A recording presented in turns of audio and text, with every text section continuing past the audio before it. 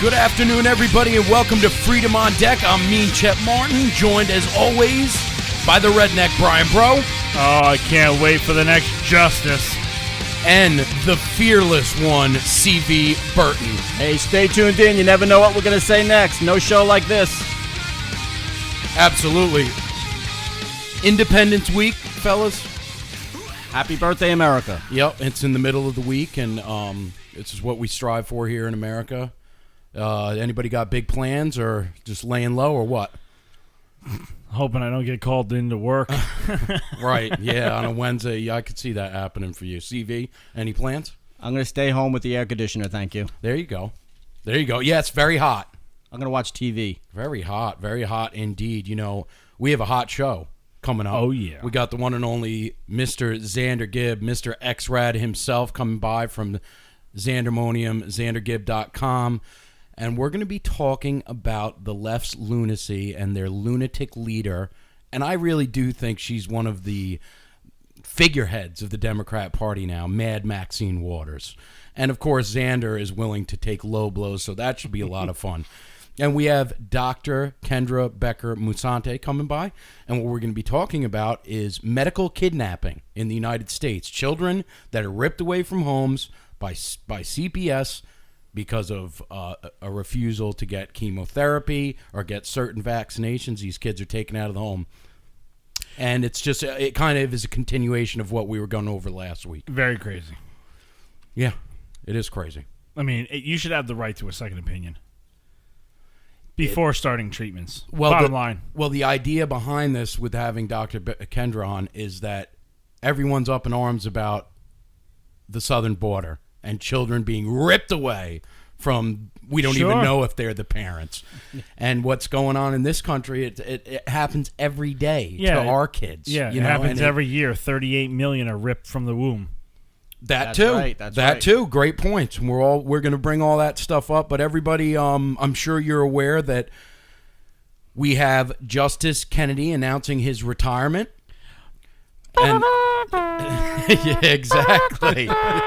It's the final countdown, ladies and gentlemen. Oh yeah, it's a good thing, and we're hoping that President Trump makes the right pick. Some of the names that have been brought up, I don't like so much. I hope he picks a strong conservative to come in and hold that position. A young, strong conservative would be really perfect for me, because then you'd hold it down for, as long as no one comes in and puts a pillow over your head when you're sleeping at a hotel room, then you should have a long career as a as a justice. But Scalia was definitely murdered, in my opinion. Yes, we know that. We can vouch for that too.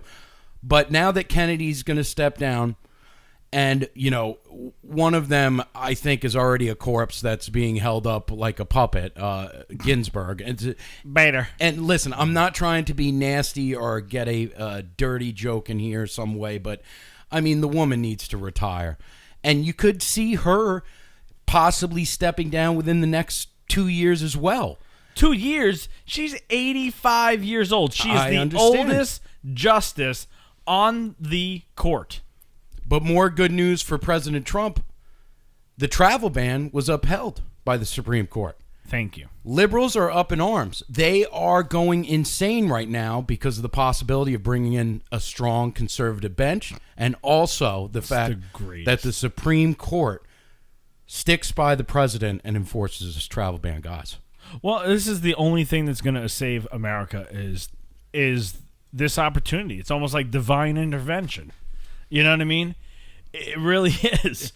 Because had Hillary Clinton won, or let's just say Trump won, but Kennedy and some of these others, don't age out and don't retire. I mean, you have the 5-4 split that we've always kind of had back, with getting Gorsuch. But, I mean, that's it. You wouldn't have anything more. The fact that Kennedy's stepping down and that, Ginsburg, I mean, and I don't wish any ill will on anybody, but, I mean, let's face it. She's 85. I mean, she's on She ain't getting no younger. She's on her last years. She is. Okay? She And, is. you It's know, not and- wrong to say it. It's a fact. And, I mean, and it's like, she's passing out at, at political events We know. and Like Hillary. I've seen the memes. Yeah. and presidential inaugurations and stuff. It's just crazy. It's crazy. What are you looking forward? You looking forward to all this or what, man? I just want to know what the leftist ideology is anymore. What do they stand for? It seems like everything. I mean, the travel ban is against Somalia, Yemen, Libya, places where they don't have records of anybody. You don't know who these people are coming in. I don't know why the left are for people coming in who they don't know. They don't know what they want. They don't know who they are. There's no record of them. They have no social security numbers or anything like that. It's the same with the southern border, and it's the same with this travel ban. They just want any kind of riffraff in here, I guess, just to vote for Democrats. They want it flooded. And you're right, man. I see somebody like Chucky Boy Schumer make these statements that this is not America, this is not how America operates, it's un-American. Mm-hmm. Here was a guy that was elected, and as far as I know, he was he was there when the Trade Center came down. He knows all about who those hijackers were, and the fact that they weren't born on American soil. They came over here with visas. Mm-hmm. Travel visas. How does that logic work? It's un-American to flood the country with un-Americans. Hey, what's Makes crazy no sense. is how the fact that we trained them. They came over here on visas and grants. They had their education to learn how to pilot planes was paid for by us. You don't think that's happening today? Hello. Yeah. They wanted to learn Hello? how to steer. They wanted to learn how to steer the planes, but not land them. Red flag. So what is it? You lose 3,000 Americans, and then 17 years later, you're just like, well, let's bring more in. Let's flood the country. It's just I don't understand where the logic is, or is that what they want? They want another 9/11. Well, that's why the importance of the court and the way it is right now is so it's imperative for the survival of this country. I think And should there be another 9/11, who would they blame? Well, I mean, of course they're going to Trump. blame. No, they're going Exactly, to blame. Trump. Well, the Trump and the Supreme Court. Oh, this and that. This is what happened. it created a divisive, void between the Muslims and America, and so they would blame him. Yeah, they would. They would say that totally that's why. Because of his rhetoric. They because, would. Because of his stupid tweets. The thing is, for me, this is when I really look at it, this Supreme Court is the biggest reason that I voted for President Trump. Oh, absolutely. This is because this could affect us for years and years and years. His picks.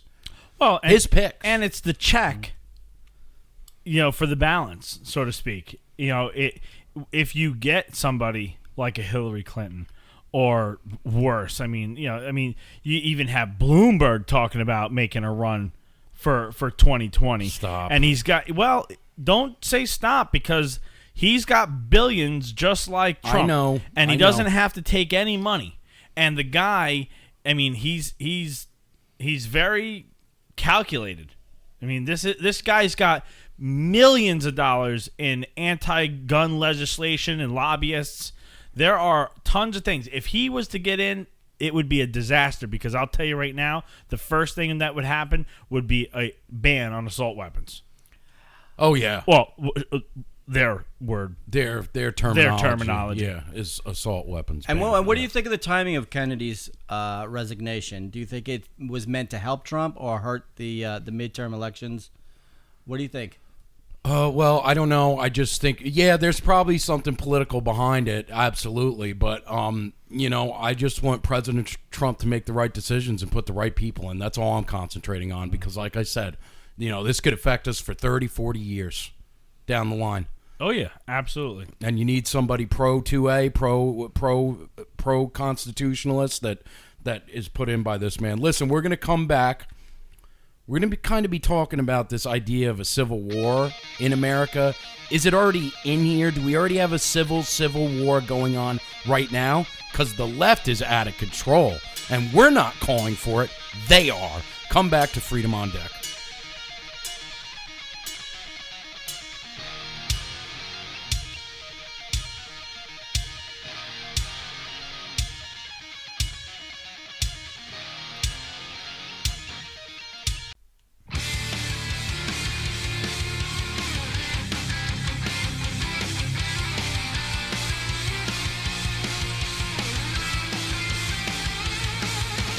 Welcome back to 94.9 News Now and Stimulating Talk here on a Sunday with Freedom on Deck. Chet Martin, Breault and CV Berton. Make sure you go to Facebook, like us there. Go to Twitter, follow us. Make sure to go to our BitChute channel. And you can subscribe and listen to all our podcasts. We do have a midweek. We didn't do one this week, but we're surely doing one this week. And we usually do put one out. So you can hear that, and you can hear the archives of the show from 94.9 there. So before we get into the next topic, I do want to send a shout-out to Captain Jay Bolton, who's a good friend of the show. He has booked many of our big guests, such as Trevor Loudon.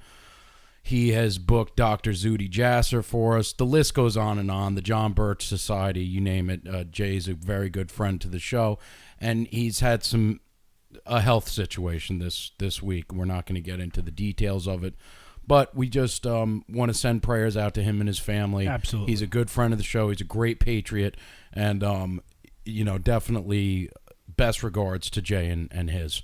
Now, guys, we're talking about the perhaps oncoming civil war or ongoing civil war that I have spoken about before.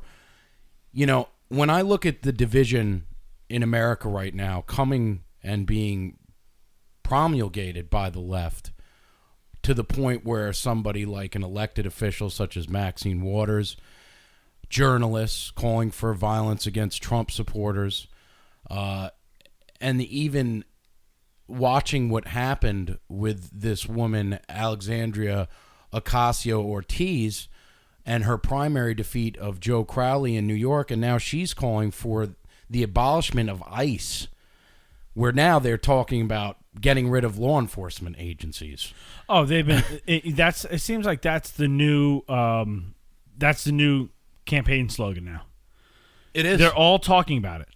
Yeah, it is. They're all talking about abolishing ICE, and they're not just talking about revamping the organization or making protocol changes, and tactics on how they operate and whatnot, procedures. None of that. No, they want to literally abolish it because that is the open borders way. That is a globalist way. That is what they want. That is their ultimate goal. So in order to achieve that goal, you have to take down two things. You have to prevent a border wall, and you have to take down the agency that upholds that wall. Yes. And polices that wall. Yes. But we're not going to allow that to happen, and that's why I include that in this discussion. Are we on the way to a civil war, or are we already in one? Leading up to the election of Donald Trump, the left were rabid, they were violent, they were trying to provoke violence at Trump rallies, and it was all paid for by the left, the Soros people and all that. And then it kind of quieted down because they weren't getting any mileage out of it anymore. And then now that we're leading up into the midterms, now they're ratcheting it up again. And I think it's because they don't have a lot of energy in their base, so they're trying to polarize, to energize their base to vote. It's us against them. It's a war, and so get out to the polls and vote. I think that's the only thing. They're like a cornered animal, and a cornered animal is very dangerous. They're losing it. They're losing it. They're losing it. But do you guys think that we're headed towards a lot of people? And the reason I'm asking is because a lot of shows are talking about it. Michael Savage wrote a book about stopping this coming civil war. It was a great book. I read it myself, and he talks about the left will be the ones that ratchet it up and get the ball rolling. Well, it seems like maybe they have. Today we call it left and right. Years ago it was called Democrat and Republican. Let's keep in mind that during the first Civil War, the southern states were very democratic. Yeah. Very. Mm-hmm. Do some research on your history. And who wanted to keep slavery in place? It was the Democrats. Right. Okay? And once the Republican Party was formed and Lincoln was talking about abolishing slavery and all that other stuff, that's when it started to ratchet up. And really what sparked it off was the fact that the southern states, it wasn't so much the slavery part, but it was that the federal government was telling the states what they could and could not do.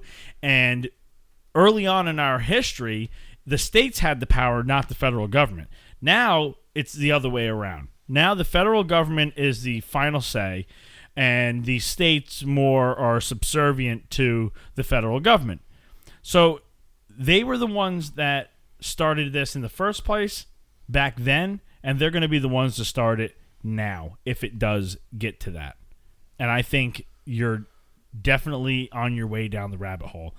If you're not down the rabbit hole, you got your head stuck in it. Well, the shots towards Fort Sumter started the Civil War. What will be that pinnacle moment for us, or have we hit? Was it the election of Trump that was the shots at Fort Sumter? I think it was. I think Las Vegas would have been the Fort Sumter had the FBI been honest about it, because I think the shooter at Las Vegas was definitely a lefty. He was definitely targeting conservatives.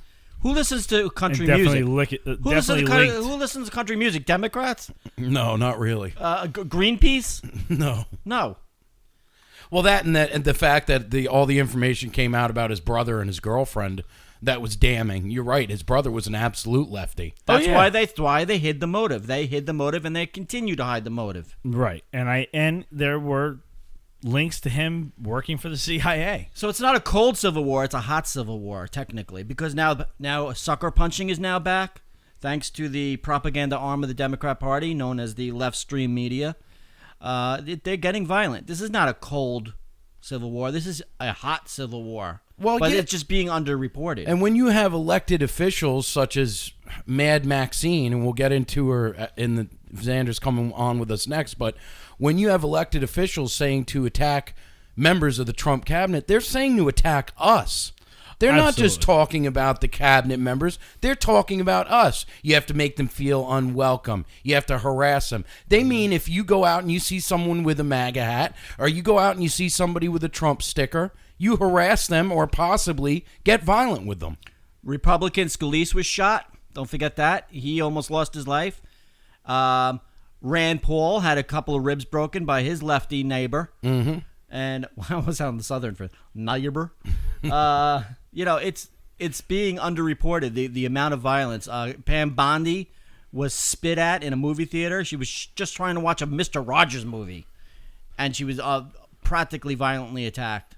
Oh yeah, Huckabee Sanders getting thrown out of the Red Hen, and then then the woman that the owner of the Red Hen. Not only did she do that, but then she followed her family to the next restaurant and was harassing them. Yeah, listen, there's a motorcycle rally that's going to be happening at the Red Hen, but they're going to be closed until after the holiday. So if there's any bikers that are listening to this that are planning on attending down there, why don't you guys get together and make it for the 6th of July when they reopen? Aren't the bikers for Trump planning on that? They are, but they're planning on it while they're closed. I would like to see them go down there while that spineless moron of an owner opens that door with the key, and then she hears rolling thunder. Well, and you see her complaining about the fact that now she's being harassed. Listen, you open yourself up to these things. Right. Come on, you guys, wake up. Listen, we can have political discourse, but when you start calling for violence on people and you start harassing their families, what do you expect? Right. And McConnell's wife was harassed as she was getting into a car. You notice how they go after women, vulnerable women? Why don't you try coming after me, all right? Let's see what happens. And they're calling for harassment and violence on children now. They're going to come after the wrong guy eventually. Eventually they will. Listen, we're going to come back with the one and only Xander Gibb. He's a regular to the show, and we'll be talking about Mad Maxine. How far has she gone? How far has the left gone? What's going to come of all this? Come back to Freedom on Deck, 94.9 News Now and Stimulating Talk.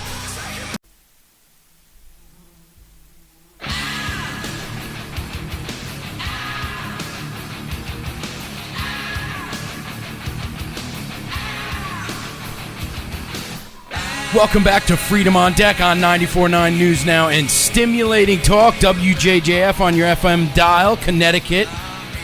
Long Island and Rhode Island. You are rocking with the best, and we bring on only the best guests for your listening pleasure.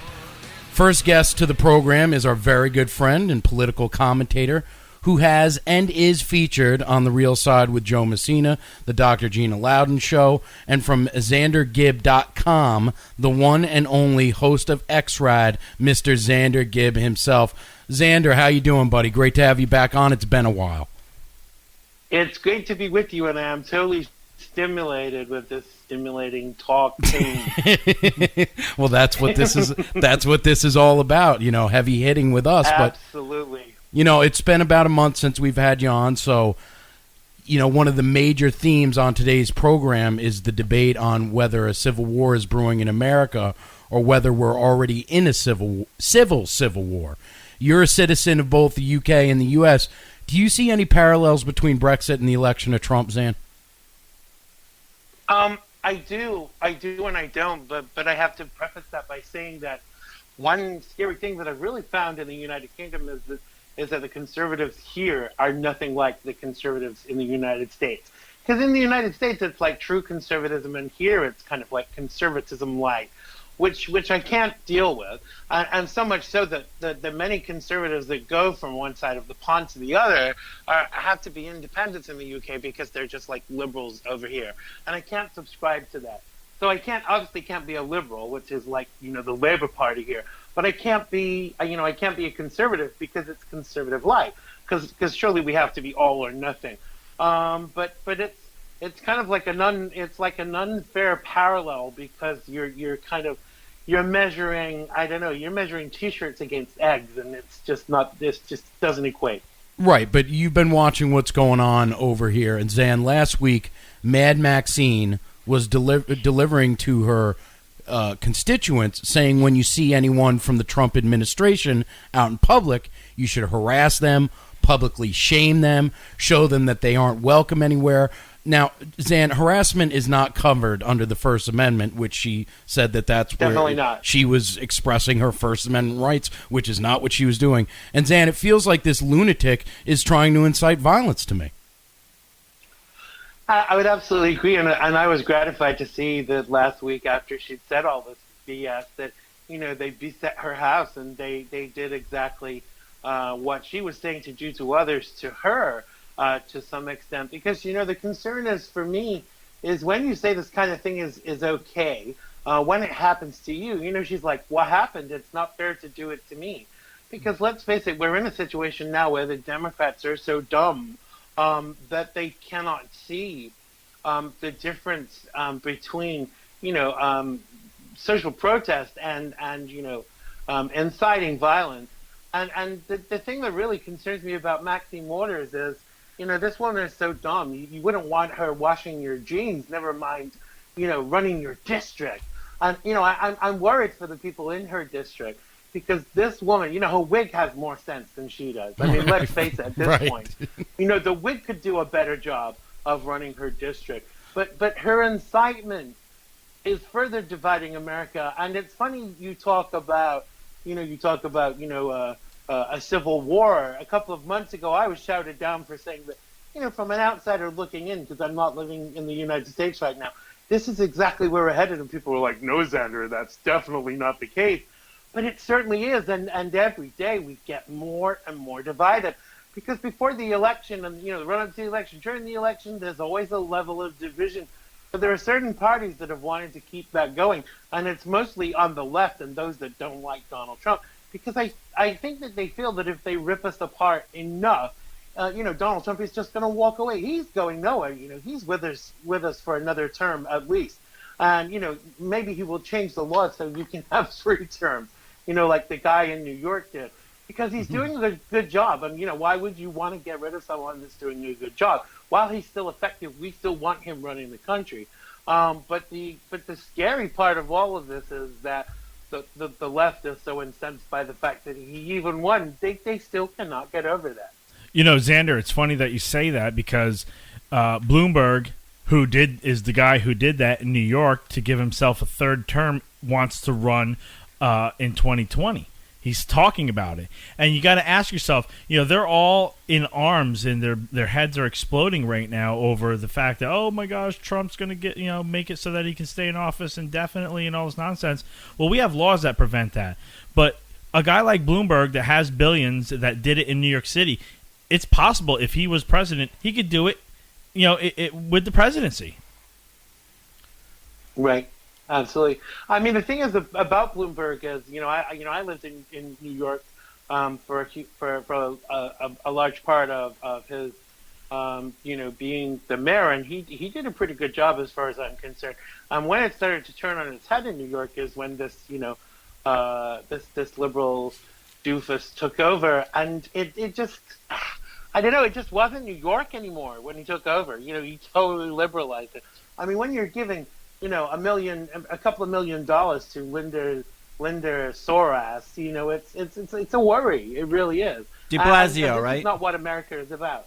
Yes. I always forget his name too. De Blasio. Comrade De Blasardio, as Xander coined him. Yeah. Now, Blasardio.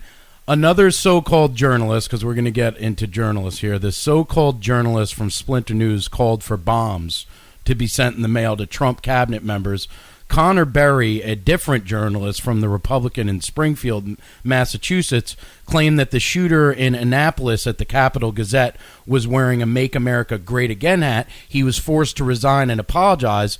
But do you think these agitators are trying to gin up conflict and eventually that will come to a head in the form of violence, Ann? Of course, because it kind of speaks to this narrative of trying to divide us further. But it's sad for those among us, who are responsible journalists. I mean, I don't even share anything on my social media feed without ensuring that it's correct, because you get a good kicking for that, and rightly so.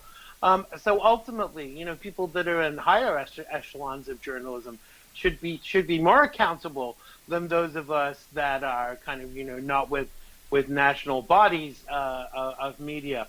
And I think the thing is, if you're actually let's face it, there's not much true journalism anymore. There's no impartiality. And at the end of the day, these things are not about putting across the facts to the public anymore to let them make their own mind up. This is all about spin. This is the danger of journalism that's actually more about spin than about the facts. What it actually does is it means that whoever is paying the check, whoever's paying the bill for that media outlet, they get to put that level of spin onto what is going out there. And I think that is a concern. That's not journalism.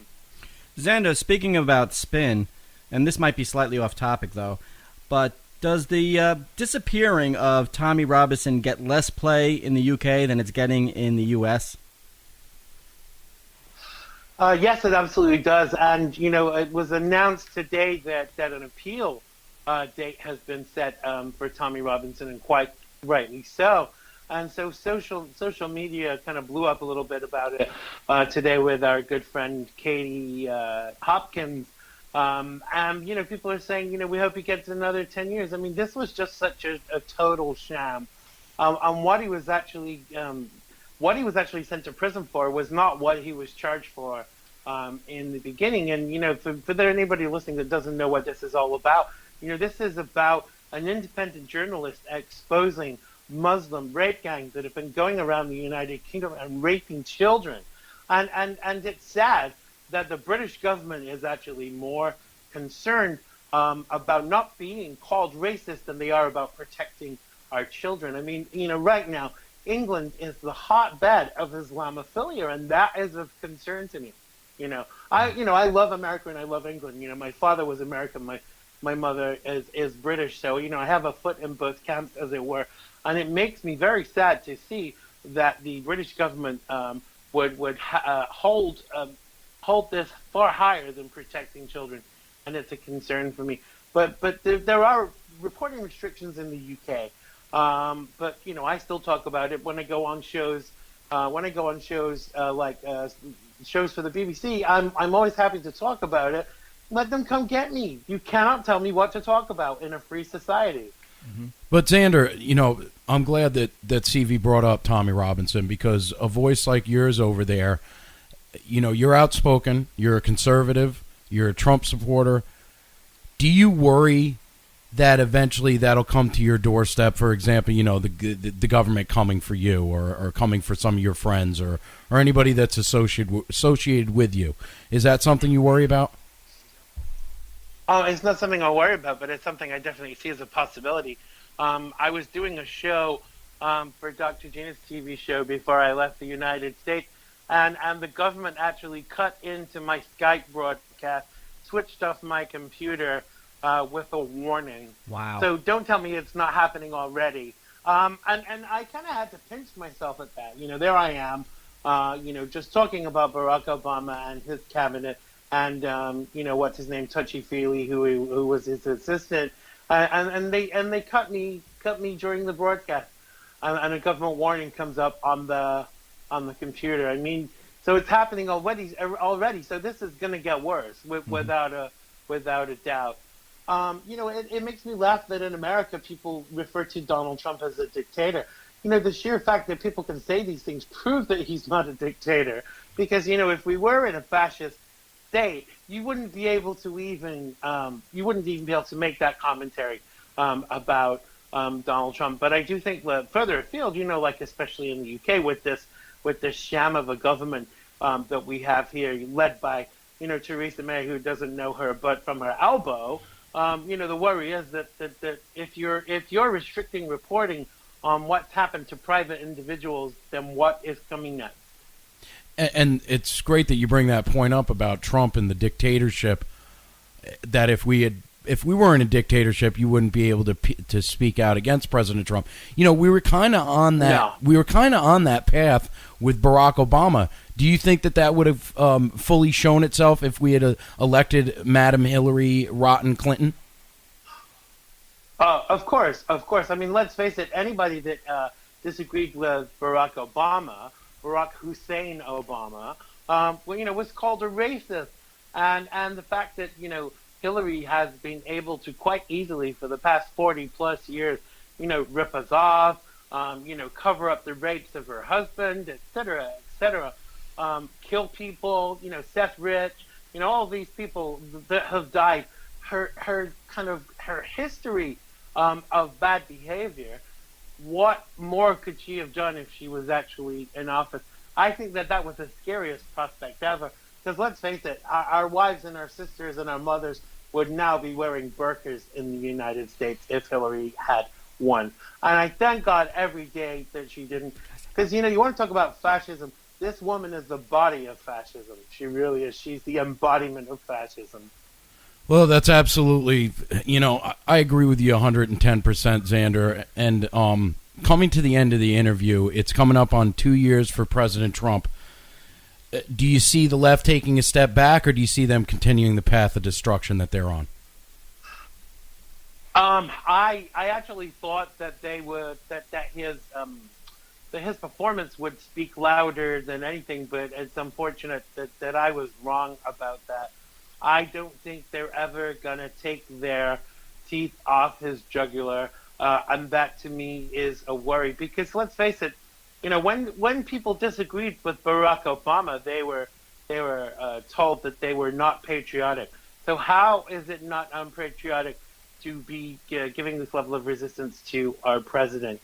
And I think there will come a point where the Donald has got to get tough, and he's got to say, okay, we're not putting up with this anymore, and he's going to have to put sanctions into place. And I say good on him, because how can our country grow and thrive without with this level of offense going on? Absolutely, absolutely. Everybody, that was Xander Gibb from XanderGibb.com. You know him. You can hear him every Friday on The Real Side with Joe Messina, and monthly here with Freedom on Deck. Come back to Freedom on Deck on 94.9 News Now and Stimulating Talk, because we're going to be talking about local Long Island. Certain somebody that's running for Congress wants to bring in more illegals. That's right. Come back to Freedom on Deck.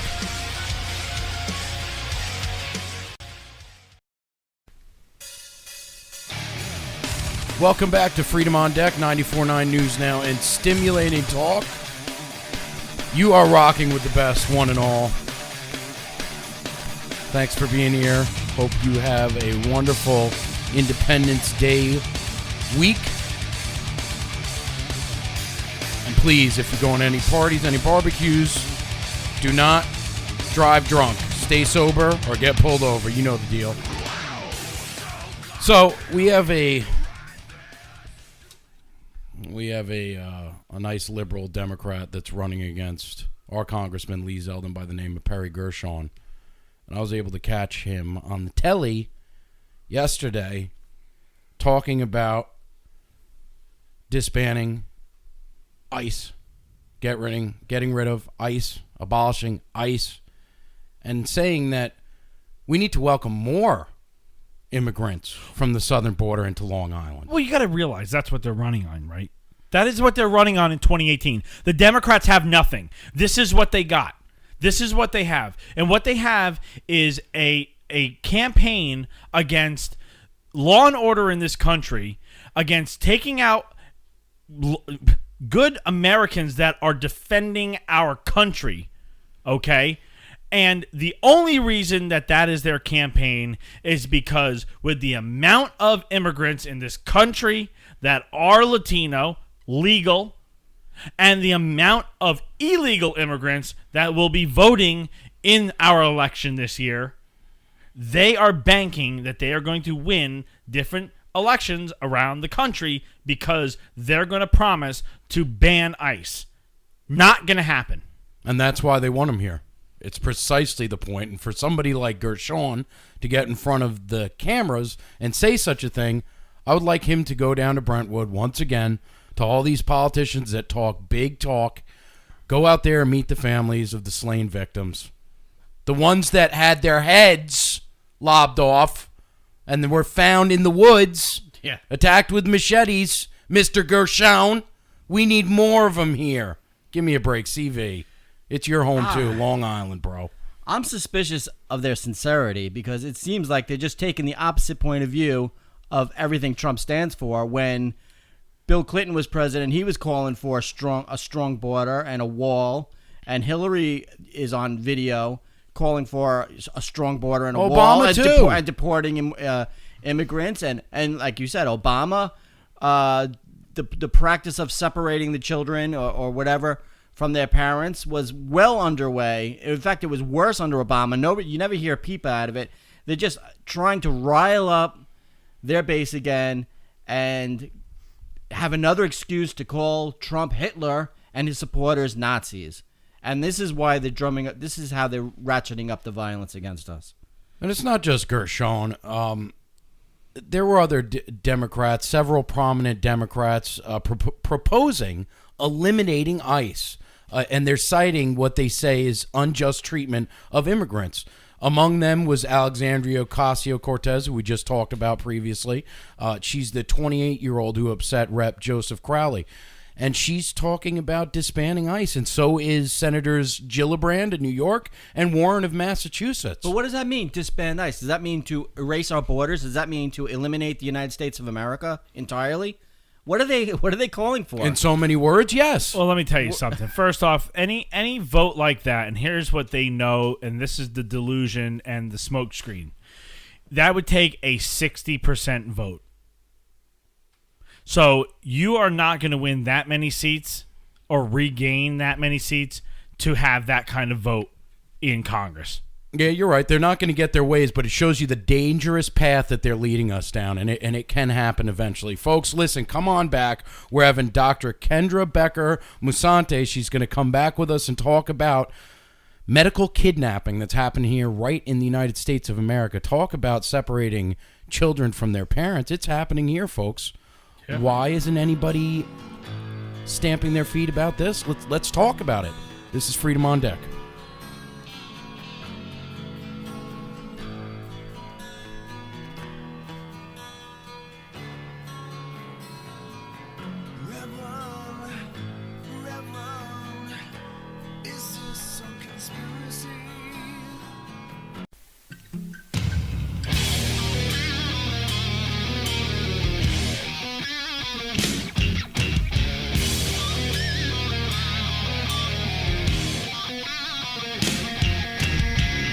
Welcome back to Freedom on Deck, FOD, on 949 News Now and Stimulating Talk. That's WJJF on your FM dial, Connecticut, Long Island, and Rhode Island. Listen, make sure you go on Facebook, follow us there. Follow us on Twitter. Listen to any of our past archives on BitChute, and you can listen to our midweek podcast on BitChute as well. Our next guest is a frequent guest to many of the programs on WJJF, including the Dan Newmeyer Show, our good buddy Dan, and the Lee Elsey Show, our good buddy Lee. And as a matter of fact, was on this past Friday with Lee from the Family Wellness Center of Connecticut, Dr. Kendra Becker-Musante. Welcome back to Freedom on Deck, Kendra. Thank you so much for having me. I'm so excited to be here. It's always a pleasure. You're my favorite doctor. You speak the truth. You're not afraid to speak the truth. So, listen, I'm going to get into this just for a second. Last time when you were on with Lee Elsey, one call had got in, and it got a bit heated when a fellow doctor called in and took issue with your claim that doctors in Connecticut are taking, I don't know if you want to call them bribes, but they're taking kickbacks from pharmaceutical companies? Right. Well, and you listen to the segment. The segment wasn't even on that. But, that doctor got his hackles all up about the fact that there is pharmaceutical incentives for doctors to prescribe pharmaceuticals. So, insurance companies put out incentives for practices to have all of their kids vaccine compliant to the tune of $400 per kid. And that's noted and stated in their provider agreement, and it's well researched and available. And there is a government agency, and I can't remember the name of the agency right now, but I can certainly send you the link, and you can post it when when we air the show. Sure. And that actually shows the $4 billion of pharmaceutical money and how it's distributed and allocated to teaching hospitals, to doctors, and to medical providers. And, what I think people don't understand is it's multi-layered. I mean, the pharmaceutical company is a huge business. It's in the business to sell pharmaceuticals. I mean, nobody's hiding that. You know what I mean? And so they're going to do research to promote a drug and show the benefits and efficacy. They're going to pay for the research and pay for the study to show the benefit of their product. I mean, it's plain and simple. So I'm not really sure what he took issue with the fact that this is actually going on, because it's gone on for as long as we've had pharmaceuticals, to the point that the government finds it important to just fully disclose this information to the American people, and it's readily available. And Dr. Kendra, is that also happening with the pharmacies? It might be. I'll be honest with you, it's not my area of expertise as far as research goes, but I can tell you with my own bias. Now, I prescribe very few pharmaceuticals, just because it's not really something that I find abundantly necessary, but I use a natural form of thyroid medication. And so what I found with some of the pharmacies that I've, prescribed for my patients is they'll tell me that they don't have it. And then the patient will say, oh, they said that they didn't have it. I have to call another pharmacy. I'll call the pharmacy and I'll say, hi, do you have this particular prescription? And they're like, oh yeah, we have 3,000 pills in the pharmacy. And I'm like, how come my patient called and said they couldn't get it? So I think there is definitely some preferential treatment with certain pharmaceuticals, at least in my experience. Kendra, this week you shared a few stories with me that were very disturbing. And I think it's some very important information for our listening audience. The left is up in arms about images of children on our southern border being separated from their parents. However, right here in America, we have medical kidnapping taking place. Now, explain to our listening audience exactly what medical kidnapping is. So what happens in medical kidnapping is a parent will take a child into the hospital for an emergency medical need. The child is then analyzed and assessed in likely the emergency room for whatever that medical need is. If the hospital sees some sort of neglect or concern with the caretakers, they will basically, in many cases, take the child out of the care of the parents, which will relinquish all care of a child from the parents, making that child basically a ward of the state. So doctors, guardian ad litem, and other providers will actually make medical decisions for children. So, and it turns out Connecticut's like really great at this. They have the highest rate of taking children away from biological parents, placing them in foster system with people that they are not biologically related to, and delaying the process of returning the children back to biological relatives. We're one of the smallest states in the union. What's the underlying reason that this is happening? Is this is there some deviance behind this, Kendra? Well, so let me just tell you a story. You know, I don't know if you guys followed it. A couple years ago, there was a young girl named Justina Pelletier. She was from Connecticut, and she went to Boston Children's. She was seeing a geneticist there who diagnosed her with something called a mitochondrial disorder. So a mitochondrial disorder means that basically every cell in her body can malfunction at any time. So she had a period in her life where she was very, very healthy and fit. Something happened, and she ended up basically paralyzed. They took her the parents took her to the hospital, Boston Children's, because it was the best of the best. And in the emergency room, and then subsequently with her care, they said that she really had a psychiatric illness and put her in a psychiatric hospital. Well, it turns out the geneticist that diagnosed her with the mitochondrial disorder came to the hospital. He wasn't affiliated with the hospital, but had was involved in her care. Came to the hospital, said, no, she has a mitochondrial disorder. The hospital disagreed with him, continued to keep her in the psychiatric unit, I think for something like about a year and a half. And then she was finally discharged, and the parents sued the hospital, and there was a big class action lawsuit. Well, the backstory on that is I happen to personally know the geneticist that diagnosed her. He had a huge grant that was set up to look at some genetics around mitochondrial disease. Well, after this case hit the press, all of his funding was revoked. Unbelievable. You know, and when you tell me that this was brought to court and they won the trial, that's great. But there are so many stories like this that just aren't, they aren't publicized enough by the mainstream media. And do you think no, they're not? Do you think that's because it's rigged in order not to show us what's really going on in the medical field right now with this corruption? Oh, well, so, I mean, Chet, I'm a huge conspiracy theorist. I mean, if there's a conspiracy Absolutely. out there, I'm probably on it. The only doctor I know that listens to InfoWars that is right here. Exactly. And that guy's off the deep end right now. He needs a little, he needs one of those rested hospitals for a week or two. But yes, I mean, you have to get news from multiple news sources. Right. I don't care what your, political leaning, affiliation, passion, whatever. You have to get news from multiple news sources, period. And so, what we see in the mainstream media when we turn on, our big network TV at nighttime is 2% of what's actually happening. So you've got to look at the stuff from all kinds of angles. I agree. What I want to ask you before we get into some of the other stories, because there are quite a few you shared with me, what I meant to ask is, are they trying to rip children away from their families for an underlying reason? Well, so in Connecticut, I definitely think it's money-driven. So these are statistics that were quoted by the good Colonel Rob Simmons. I was so happy to hear him on Thursday talking about some of the corruption in DCF. So it costs $32 a day, I think, somewhere around $30 a day, to keep a child in a foster home with a foster family.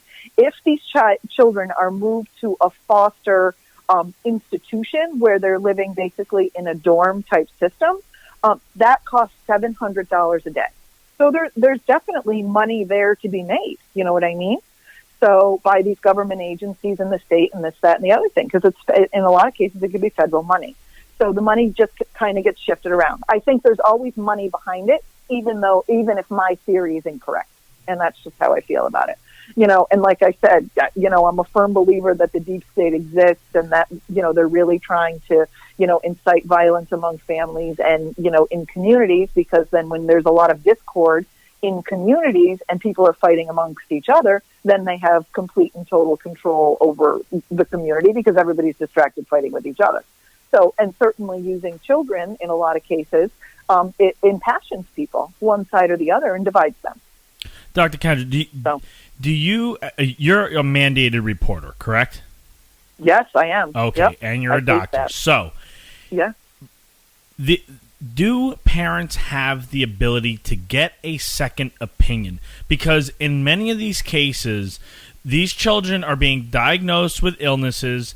These parents are saying, okay, they're going home, and and they're seeking second opinions, and it's next thing they know, it's knock knock knock at the door. So what rights do families and parents have to protect their children, to get second opinions? I mean, if somebody said that you had cancer today, you'd probably go to another doctor and say, hey, let me get a second opinion. Right. It just makes sense. If your car needed a repair, you'd probably get 2 quotes, just so you knew where you were at. Parents and families have that right, and I don't understand why the state is so quick to swoop in and take these kids. Right. Well, there is a lot of bullying, you know what I mean, in all of these government agencies and all of these systems, number one. Number two, I've heard of several cases in the state of Connecticut alone where DCF has gotten involved because parents have requested a second opinion. By right, by your own personal control over your own body, you should have the right to a second, third, and fourth opinion. In my opinion, you should also have, the right to choose the type of treatment that you want to receive. And that's what happened to that other girl. I don't know if you remember that story, Cassie C. She was 17. She was diagnosed with non-Hodgkin's lymphoma. She was a natural girl, and she didn't want to do chemotherapy and was, really a very sound mind and body. Of course, they said, she was homeschooled. So God forbid you must be some sort of satanic worshiper if you're homeschooled. And that was repeated regularly on the mainstream media. And sure enough, got all the way up to, the Supreme Court, and the court mandated that she receive chemotherapy against her will. Dr. Kendra, Trump recently signed an executive order, a right to try order. How does that affect Connecticut and this CPS practice of medical kidnapping? So I'm not sure that they're connected at all. The way that I understood the right to try bill was it basically allowed anybody to use a drug or a pharmaceutical that was in a phase 1 clinical trial. So the way I read it was it had to be basically a drug, and it had to be in a phase 1 clinical trial. So generally clinical trials are done in 3 phases, 1, 2, and 3. And so the first phase is generally people that volunteer for the study, and then the second phase is more of those people, and then the third phase is like a double-blind, placebo-controlled study where some people get the drug and some people don't. The way I read it and the way I understood the right to try is that didn't include natural or holistic therapies or the opportunity to be able to just say, hey, I don't want to do anything. I just want to go home and be with my family and be comfortable. So, I mean, we already have a lot of these, it's not really right to try, but we have, I think it's called Building 11 at the CDC. It's basically like a very high-level hospital where they bring people in to do, treatments that aren't, clinically approved, but they're still working on. So a really good example is CAR T cells, which is a cancer treatment that they've had some success with. So I'm not sure. The jury's still out on how the right to try is going to play out. I'm hoping that with the medical kidnapping that there will be more opportunities for parents to say, we are going to, hopefully be covered under the right to try because we want to try this alternative therapy. But the way that the language, in my opinion, that it was written, it doesn't look like it covers those parents yet. We'll see. We'll see what happens. Kendra, we're going to go to break right now, but will you come back with us and talk a little bit about what it is that the Family Wellness Center of Connecticut does and patients' rights? Sure, absolutely. Okay, everybody come right back to Freedom on Deck on 94.9 News Now in Stimulating Talk. We have from the Family Wellness Center of Connecticut, Dr. Kendra Becker-Musante. You don't want to miss it. Keep it right here. 94.9 News Now and Stimulating Talk.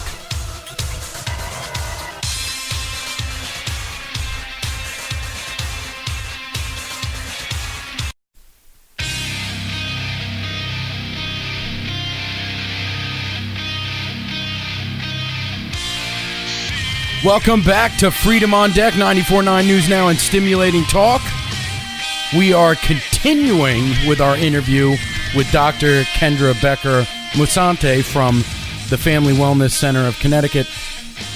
Now, Dr. Becker, let's talk about it, what you guys do, the Family Wellness Center of Connecticut, and how people can reach out for you and what they can expect from you guys as far as defending patients' rights and the kind of info they can get from you guys. Sure. So, my practice is really both my husband and I. My husband's a chiropractor, and I do a lot of what's called integrative pediatrics and genetics. So I have I kind of have this super hyper specialized practice where I can take a look at somebody's genetics, their unique genome, and help them kind of drive their own healing based on what I'm seeing in their genetics. So, I'm just really happy and very satisfied with what I do, because we know that our genes do not define us, and that our environment is really what, modulates what goes on with our genes. So if we can, protect our environment and live healthy and be healthy and eat healthy and do all of these things, we can really protect anything, genetically that we might be predisposed to. So that's really my area of expertise. And as far as, protecting patients' rights, I think that's one of the things that we do best, because holistic medicine really prides itself on the fact that the patient is in control. And, when you come into my office or you see another holistic provider, what you're getting is an opinion and an assessment about how you can make your life better. You know what I mean? So you're going to make the changes with your diet. You're going to make the changes with your exercise or your stress or whatever it is that you've come in with. I just get to give the advice. And so when the patient is in control of their healing, they're in control of their destiny. It is their personal responsibility. It's not the responsibility of a pill or a surgery or whatever to make that patient better. They're going to do it themselves. And truly, I really believe our healing comes from within us. It's just a matter of having a conversation or being enlightened in a certain way that's actually going to allow that to kind of stick and allow you to be consistent with the care. For any patients out there that might be kind of apprehensive about holistic medicine and getting a second opinion from you guys, what would you say to them? I would say, you know what? Knowledge is power. And anybody that you can talk to that's going to read and hear your case is going to give you their opinion. And, opinions are like words you can't say on the radio. And I Right. think the more opinions you have, the better grasp you can get of your situation. And I think, I don't think holistic medicine differs from medicine in such a grand way, other than the fact that we kind of start with the most gentle option first. And so what I always say to my patients is I am just not going to kill a mosquito with a bazooka. You know what I mean? Let's see if we can find something that's gentle that's going to be effective first before we have to pull out, big guns that could be, life-altering and life-changing and create a lot of side effects. So I think the medicine, conventional medicine and holistic medicine work very, very well together. Well, Kendra, let all of our listeners know where they can go and check you out and how to get a hold of you guys if need be. Perfect. My office is in Waterford, 181 Cross Road. It's Family Wellness Center of Connecticut. We're, of course, on the interwebs. I also have my own personal website, which is drkendrabecker.com, which there you can find a whole lot of information about the genetic stuff I do, the speaking engagements I'm at, and things like that. So it's just kind of a nice foray where you don't really have to commit to making an appointment, but you can kind of see how we operate. And then our office website is FWCCT, which are, of course, the letters of FamilyWellnessCenter.com, and you can check us out there as well. Kendra, thank you for another insightful interview. We'll have you back on next month, all right? All right. It was my pleasure as always, guys. Keep killing it. Okay, happy Independence Day to you and your family. Oh, you too. Okay, everybody, that was Dr. Kendra Becker-Musante from the Family Wellness Center of Connecticut. But listen, we're going to be coming back. The left is drumming up a lot of violence. There is this psychopath in Florida that was threatening one of the state reps' children, called out for them to be violently attacked and murdered. You're not going to believe it. Come back to Freedom on Deck.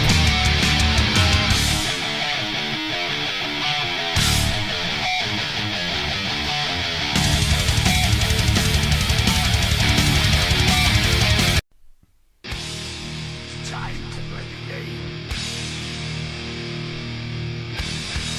Time to play the game! No games played here. This is Freedom on Deck on 94.9 News Now and Stimulating Talk. You think the guests are done? The guests are not done. Got two of my favorite guys in here in the studio with me today. I got my 8-year-old son Tristan with me. Tristan, say hello to everybody. Hello. Say hello. I can't hear you. Hello. Okay, and Liam, my 6-year-old, come on in here. Say hello to the audience. Hi. Okay, they're both here. Now, they both have something to say. Now, you guys are going to say happy birthday to America on the count of 3, okay? 1, 2, 3. Happy birthday, America. Okay, all right, guys. Thank you very much. And I'm sure we'll have you back on in the future. It was great having you guys on.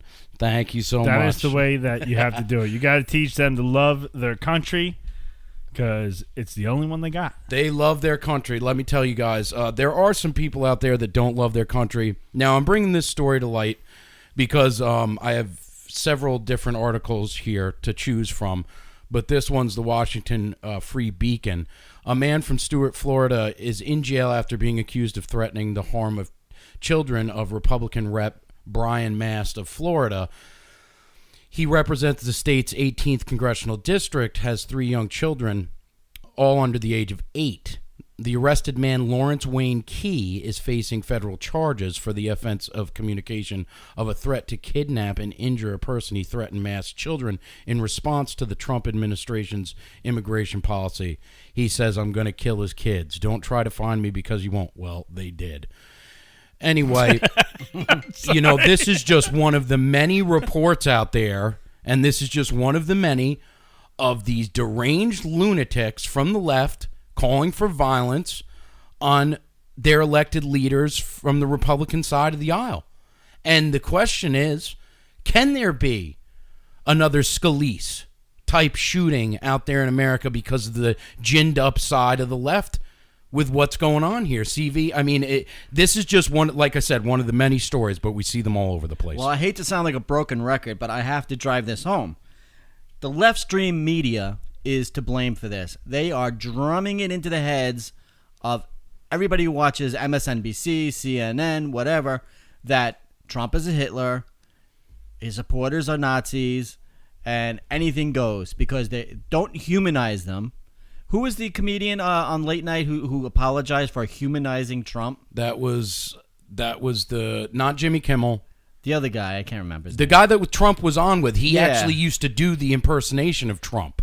Yeah, I don't watch his show enough to remember his name because he's so Unfunny. Because he's that unimportant to me. But they don't want to humanize Trump. But then when Trump calls MS-13 animals, they're saying he's trying to dehumanize them. But then it's okay to dehumanize Trump. So I don't get their logic. They are to blame for this, and people are getting killed already. Yes, they are. People are getting sucker punched in the street, and they are to blame for this. Their rhetoric. There are people who live on the edge of sanity, people who live on the fringe, and they know they're out there. All they need is a little push. You keep saying that Trump supporters are Nazis and Trump is a Hitler. You know, they're trying to light a fire under them. Of course they to are. get them out there. And you know what it is also? It's not only, you know, leftist dingbats like this guy that, you know, you can look at him and you can tell he's not all there. Yeah. But there are organized groups out there like Occupy that released And Antifa. that released the addresses of ICE agents. Yeah. Why would they do that? They sent a dead animal to one of them recently. Yes, they did, and they burnt it on the doorstep of one of the Sick. one of the ICE agents out there that has a family, by the way. So when they do this, It's irresponsible. they should be rounded up and arrested and put in jail. Not for a light sentence either. This should be threats on lives. That's what I consider it when you're releasing their addresses. That's a threat to their life and their family. The editors. Hey, Go not ahead. to interrupt. Go ahead. But they were doing that with gun owners. Remember people that had pistol Yeah. permits and things like that? They were doing the same thing too. And, you know, I understand that there's a certain level of public knowledge, you know what I mean, and it being public record. But, you know, there is also, you know, a portion of this when you have a certain intent. And Yes. that's the difference. Their intent is Now, to give it out to people so Could that somebody, they can get... could a loony, look up that information, get that information, and do something stupid all on their own? Yes, they could. That information's out there. You don't have to pay very much money to do a background check and find out where somebody lives. No. Okay, but at the same time, when you incite that kind of violence Exactly. and you put it out there for free, you know what I mean? Now you've taken away that kind of level of work that some lazy people just don't have, and now they're like, oh, that's where he lives? Boom, and go over and find, and do something stupid. I think the irresponsible Shortcut, yeah. I'm sorry. I No, think, it's okay. I think the irresponsible anchors, writers, and editors in the MSM should be visited by the Secret Service and told to turn down their rhetoric. They are being irresponsible. There are a lot of people out there who are mentally handicapped and emotionally ill, who are on psychotropic drugs, and who only need a little push to go out and get violent against Trump supporters, Christians, patriots, conservatives, and Trump himself. This is a danger, and the Secret Service has just encouraged the people in the Trump cabinet to carry guns. Oh wait, no. They assigned Secret Service agents to the Yes. Trump cabinets. Yes. I got to be careful what I say. For certain reasons, yes. But essentially, that is carrying a gun because the Secret Service Yes. have guns. So they're protecting the cabinet members. Why? Because of this kind of thing. It's getting out of hand. The way that violence can be encouraged. Yeah. That's the what it thing. is. It's the encouragement They're of it. stirring the pot. They know that there's a radical communist movement behind this, and they know exactly what they're doing. They want violence on the streets. Now, would they have gone this direction if Trump wouldn't have won? No, because they wouldn't have had to. And when we fight back, who are they going to blame? They're going to blame us. Well, yeah, of course. Well, listen. Yes. but They'll say that we're the evil ones. Well, listen. I would say that if anybody attacks you or comes at you to do harm, all bets are off at that point. Because let me tell you something. I can have a knife on me, sometimes 2 or 3. Yeah, exactly. Always. If it's not a Leatherman, it's a knife. If it's not a knife, it's something else. I don't go out of the house. I can't carry a gun in New York State because New York State is so liberal that the process is just ridiculous, and I don't have the time or the patience for it. But if I could, I would. And then they'd blame Trump.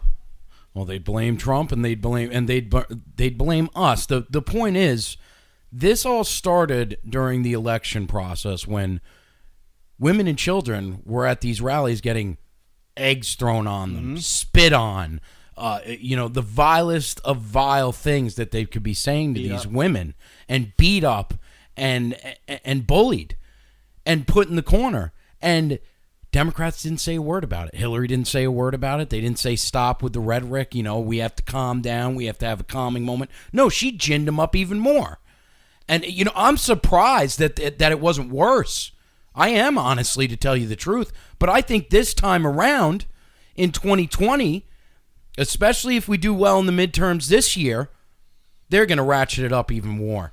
You watch. I know. And then you get these conservatives on Fox News that are saying, well, the blame could be on both sides. Donald Trump, his tweets are pretty provocative. Yeah, I know. I heard Brian Please Kill. stop. Cut it out. I heard Brian Kilmeade going, saying is basically agreeing that, that Trump does it so that way, it's just not that it's justified, but that it's allowable because Trump does it. Who, Brian Kilmeade? Yeah. Oh, he's an idiot. They're handing out people's addresses.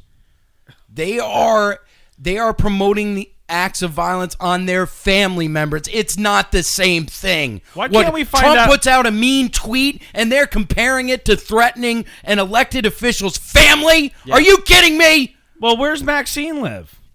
I mean, listen, and I'm not talking about her house in L.A. I'm talking about her house in D.C. because she ain't flying back and forth every day. So where's she staying?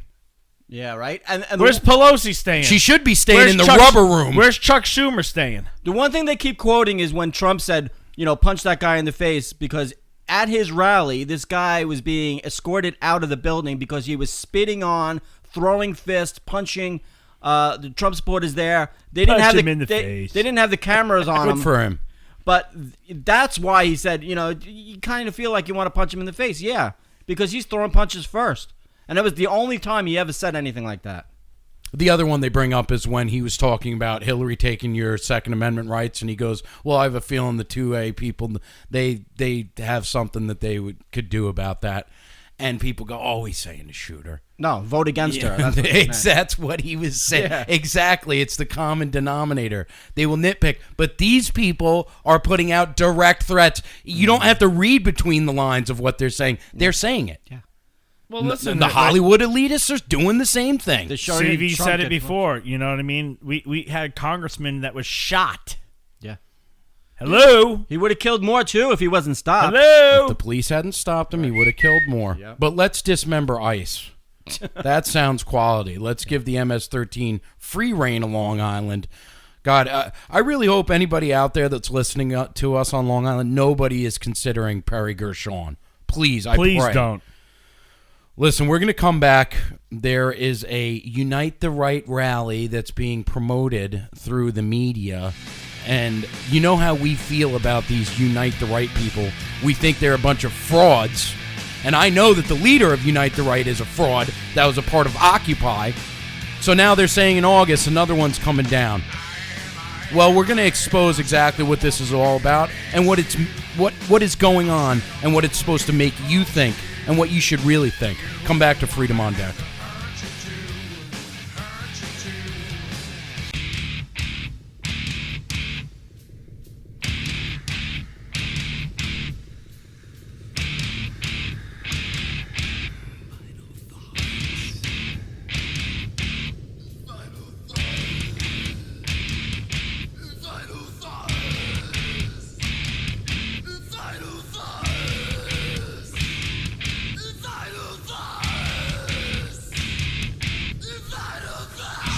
Oh, yeah, it's the final thoughts on Freedom on Deck. Thank you for being here on your Sunday. Always from 3 to 5. You know where to keep the dial at. 94.9 News Now and Stimulating Talk. And we want everybody to have a fantastic Independence Day. It really, it's one of those weeks where you really are proud to be an American patriot. And oh, heck yeah. wish we could all come together, but I think that's far beyond gone at this point. But being here every week with my brothers in arms, I hope you guys have a fantastic Independence Day week. You guys are my Absolutely. brothers in solidarity, and so are all our listeners. That's right, man. Absolutely. But before we get to the last topic, I just want to tell everybody who our oncoming guests are next week. We have from Clash Daily, Doug Giles, who was supposed to be with us a few weeks ago, but there was a bit of a mix-up, but he's making sure to come on with us this week. And we also have Trevor Loudon. This is his second time on the program. He's the producer of the hit documentary The Enemies Within. Also in book form, you can read The Enemies Within, but he's got a new book and a new documentary coming out that's really going to expose the landscape of Islamism and communism, and it's also going to talk about what's going on here in Connecticut and New York, and you're going to want to be here for this interview, trust me. All right, guys.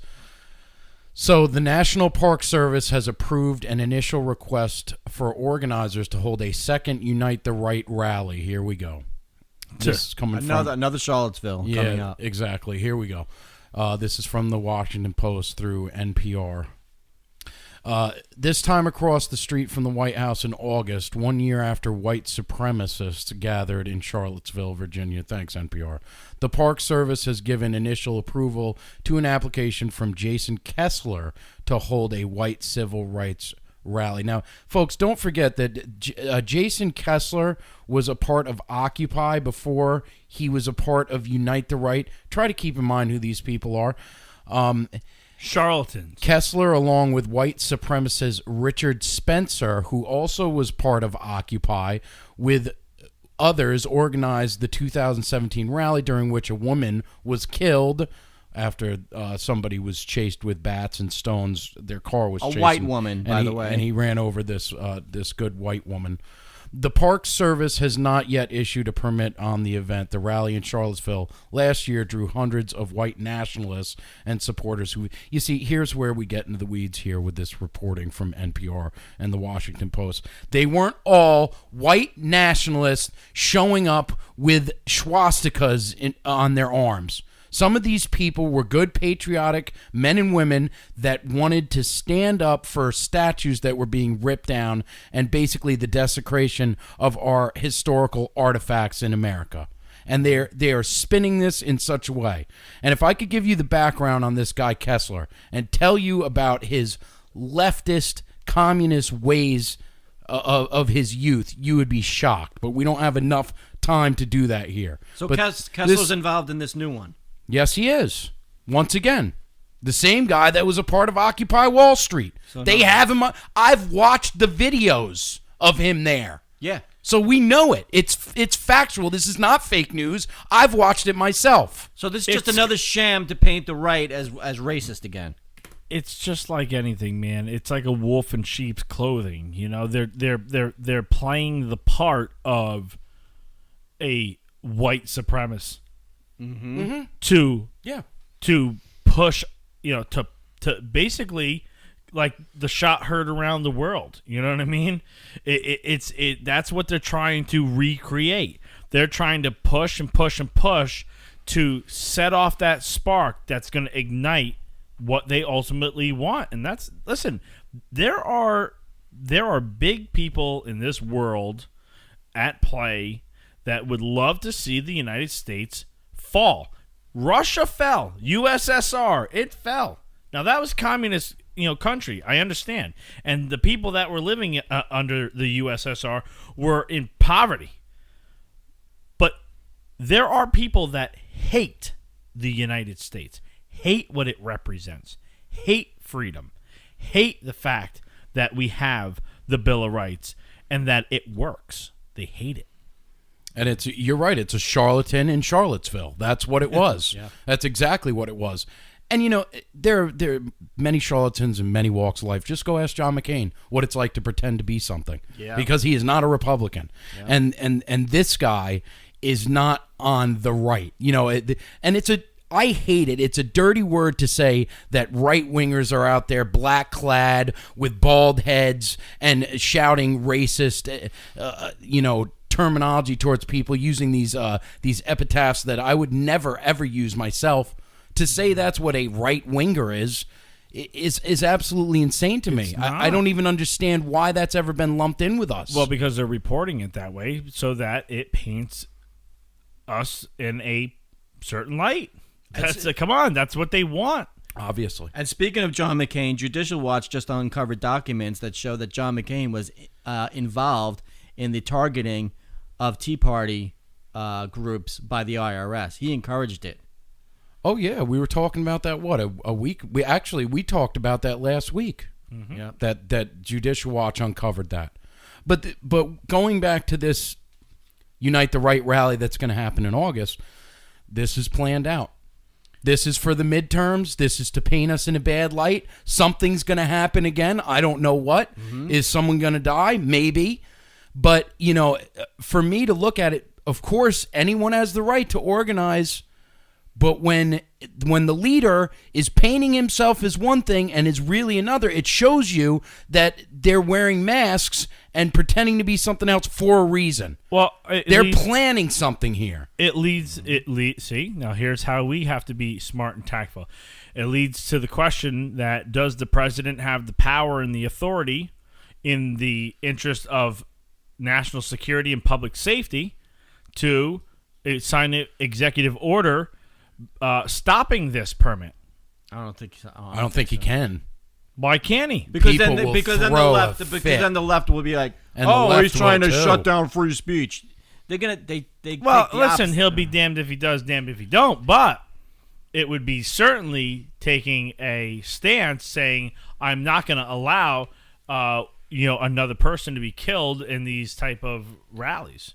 And it's going to be the same playbook. It's going to be like, Trump didn't denounce the white supremacists in this latest riot. It's going to be a riot. It's not going to be a protest. It's going to be another riot. Look, if you go down the road of shutting this down, then you're going to have to shut down Black Lives Matter. You're going to have to shut down Antifa. Shut You're them gonna have all. to shut them all down. Now, Listen, these guys are nothing more than Weather Underground light. I think they're worse. Total fakers. I think they're worse because what they're talking about now is killing us. The Weather Underground went after police and went after government, but this is bled over into, everyday citizens that support the president. That's what they want to do. But what I'm saying is you get in the weeds when you start saying, yeah, shut them down, because when you start doing that, I don't want to go into that area. I just don't think that's the right approach. I think what you have to do is expose who they are and have some media with backbones like us that tell you who they are. Yep. Instead of all the lies. If the plan is right across from the White House, I would say that would be putting the president and his family in the crosshairs. Well, I just think there's a lot less racism in this country than the left would have you think. No, that's absolutely true. I mean, they would have you think that anyone that votes Republican is a Klans member. And that's the problem I have with this. The timing seems off to me. It seems like they're planning this around the time of the midterms. Oh, yeah. All this stuff. The left is ginning up violent acts against Republicans and anybody that supports the president, and now you see this happening. Listen, why? Why? I'll tell you why. Because just like they saw the numbers going in Trump's favor, they didn't start getting violent at the Trump rallies until he started really gaining ground. Absolutely. Then they started getting violent. Why are they getting violent so early? Why are they starting this now? Because they know. Listen, they do polls. I say this all the time. They do polls. A lot of these polls that you're seeing on Facebook that you might be participating in are really from the left doing the poll. Mm-hmm. They want to know where the country's at, and then they get their numbers and go, "Wow, we're gonna lose." And then they don't report that. We need to start kicking some teeth in. Yeah, you're right. Those polls they send you on Facebook and Twitter where you're like, oh, wow, this is a conservative poll. And it's not. It's coming from them, and they want to get an idea of where we're headed. I agree with you. And they're planning this for a reason. I think they know they're in trouble. Oh, they know they're in trouble. Dude, they know it. They know they're in trouble for the midterms. They know they're in trouble for 2020. And that's why I worry about stuff like this, folks. Don't look at it as, through rose-colored glasses. Look at it for what it is. When I'm telling you about this guy Kessler, when I tell you who he is, look him up. Do your own background check. Check out the videos of him from Occupy Wall Street. Yeah. They exist. They're even on YouTube. You can actually find them on YouTube, believe it or not. They haven't taken those out yet. You can see these things. Do your homework. Find out who these people are. Who's behind this. Don't just make a blanket read of something from NPR and think that's exactly what's happening here, because it is not. All right, anyway, reminder, once again, next week we have Doug Giles and Trevor Loudon coming on the program. We want you all to have a fantastic Independence Week. Celebrate it, but be safe. Next week, come back to Freedom on Deck. Have a good day.